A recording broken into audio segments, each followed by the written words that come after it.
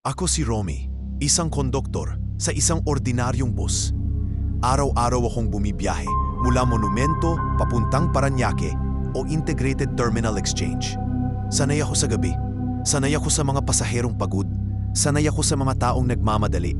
Pero sa dami ng biyahe ko, may isang gabing hindi ko makakalimutan. Isang kwento na kahit ilang taon na ang lumipas, hindi pa rin nawawala sa isip ko. Gabi iyon, malamig ang hangin. Mag-aalas 12 ng hating gabi. Last trip namin galing Monumento. Kalahati lang ang laman ng bus. Tahimik ang lahat ng nakasakay. May ilan na nakapikit. May ilan na nakayuko. May ilan na nakikinig ng music. Pagdating namin sa Baclaran, marami ang bumaba. May ilan ding sumakay. Normal lang ang lahat.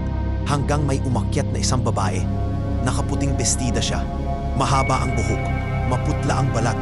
Tahimik lang siyang naglakad papunta sa pinakahuling upuan sa kanan. Wala siyang dalang bag, wala siyang kausap, at higit sa lahat, wala siyang reaksyon. Umupo siya sa likod, hindi tumingin sa paligid, hindi tumango, walang kahit anong galaw. Tahimik lang siya roon. Lumapit ako para maningil. "Ma'am, pamasahin niyo po." Wala siyang sagot. Hindi siya gumalaw, hindi niya ako tiningnan. Inulit ko, "Ma'am, pamasahe po." Dahan-dahan siyang lumingon. Sobrang bagal, parang mabigat ang ulo niya. Nang nakita ko ang mukha niya, maputla, walang kislap ang mga mata. Nakatingin lang siya sa akin at bumulong siya. Sa huli na lang, simple lang ang sinabi niya. Ngunit may kung anong lamig na biglang dumaan sa katawan ko. Tumango ako, kahit kinabahan ako. Bumalik ako sa harap. Habang papunta kami sa NAIA Road, biglang lumamig sa loob ng bus. Parang may bumukas na freezer. Pati ang bintana, kahit nakasara, parang may malamig na hangin na pumapasok. Tinanong ako ng driver, "Romy, may bumaba ba kanina?" Umiling ako. "Wala, boss." "Bakit?" Sabi niya, "Parang may dumaan sa likod ko, pero wala naman dapat dumadaan." Hindi ako sumagot. Pareho kaming tahimik. Pareho kaming kinakabahan. Isa-isa silang bumaba. Nang makarating kami sa Libertad, may 3 bumaba. Pagdating namin sa Rotonda, may 2 ulit bumaba. Sa Gilpuyat, bumaba ang huling 3 pasahero. Ngayon, 2 na lang ang nasa bus. Ako at ang babaeng nakaputi sa hulihan. Pagdating namin sa PITX, sarado na ang mga gate para sa ibang sasakyan. Kami na ang last trip. Huling bus ng gabi. Hininto ng driver ang bus sa Bay 12, ang pinakadulo ng terminal. Patay sindi ang ilang ilaw sa paligid. Tahimik ang buong terminal. Halos walang tao. May ilang guard lang na nagro-roving. Nilingon ko ang babaeng nasa hulihan. Nakaupo pa rin siya. Pareho pa rin ang posisyon. Hindi gumagalaw. Parang estatwa. Lumaad ako papunta sa kanya. Dahan-dahan. Tahimik ang bawat hakbang ko. "Ma'am, nandito na po tayo. Terminal na po. Bababa na po tayo." Hindi siya kumibo. Hindi gumalaw. Nakatungo lang ang ulo niya. Inabot ko ang upuan. Mahina ko siyang tinapik. "Ma'am, bababa na po." Doon siya unti-unting kumilos.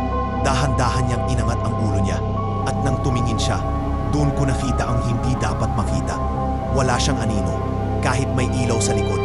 Walang anino ang katawan niya. At ang mga mata niya, puro itim. Bumulong siya. "Mas malinaw ngayon. Sabi ko sa'yo, sa huli na lang." Tumayo siya, napakabagal. Parang hindi tao ang kilos. Lumapit siya sa akin. Walang tunog ang bawat hakbang niya. Parang hindi tumatama ang paa niya sa sahig. Tumigil siya sa harap ko. Lumapit ng kaunti sa tenga ko. At ngayon, nandito na tayo. Napaatras ako. Kinabahan ako. Malakas ang kabog ng dibdib ko. Paglingon ko sa unahan, wala na ang driver. Naiwan lang ang upuan niya. Naka-on pa ang ilaw sa dashboard. Umiilaw ang mga indicator. Tumunog ang horn kahit walang humahawak. Nang binalik ko ang tingin ko sa babae, mas malapit na siya sa akin. Ngumiti siya ng dahan-dahan. Dito rin ako bumaba dati. Huminga siya ng mababaw, pero walang tunog, walang hininga. 5 taon na ang nakaraan. Galing akong trabaho. Last trip din nun. Umupo ako sa likod. Tinuro niya ang upuang inuupuan niya kanina. Pero hindi ako nakababa. Hindi ko na narating ang pinto. Tumulo ang dugo sa gilid ng labi niya. Dahan-dahan, isa-isa. Sa kalsada ako bumaba, sa gitna ng dilim. Hindi ko na alam kung paano. Basta hindi ko na inabot ang terminal. Tumigil siyang sa akin. Huminga ako ng malalim at sinabi ko, "Ma'am, narito na po ang terminal. Kung gusto niyo pong matapos ang biyahe ninyo, pwede na po kayong bumaba ngayon." Tahimik siya. Nilingon niya ang paligid.